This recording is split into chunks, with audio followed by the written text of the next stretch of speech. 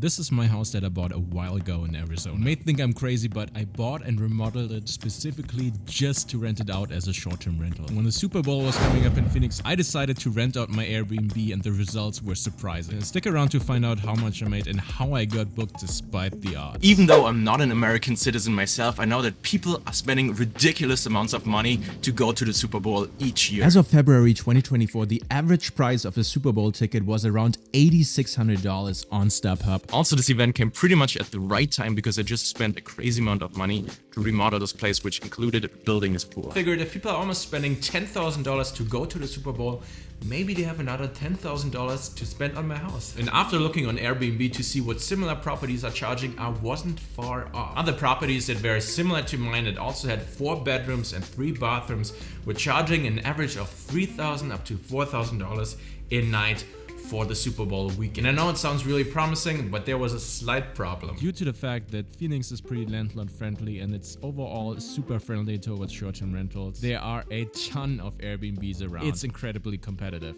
Also, I wasn't really sure if people that are going to the Super Bowl will actually rent out my house, because as you can see from the decor, it's pretty feminine. I mean, who goes to the Super Bowl and wants a pink unicorn in their house? Usually my place rents out for $1,300 up to $1,500 on the weekend and about $500 on weekdays. So for the Super Bowl, I decided to jack up my prices a little bit. Typically, I get my bookings with an average lead time of about 2 months, but more and more time passed by without getting any book, which made me a little bit nervous. Even though the home is so feminine, there were only 2 weeks left to the Super Bowl, I finally got it booked. I know you are here for the numbers, so let's talk numbers. I would really appreciate if you can give this video a thumbs up. I priced every weekend of the long Super Bowl weekend for $3,290. I got all 3 nights booked, and after cleaning fee plus taxes, my guest paid a whopping $12,842.32. After Airbnb took their cut, my payout ended up being $9,840.65 for 3 days of me pretty much doing nothing because my guest was super low maintenance. Also, he gave me a 5-star review saying that my place was a vibe, which made me really happy. Obviously, the Super Bowl is not every year, but it really shows you how powerful events like this can be. So next time a huge event is in your town, maybe even the Super Bowl, you might consider renting out your home on Airbnb.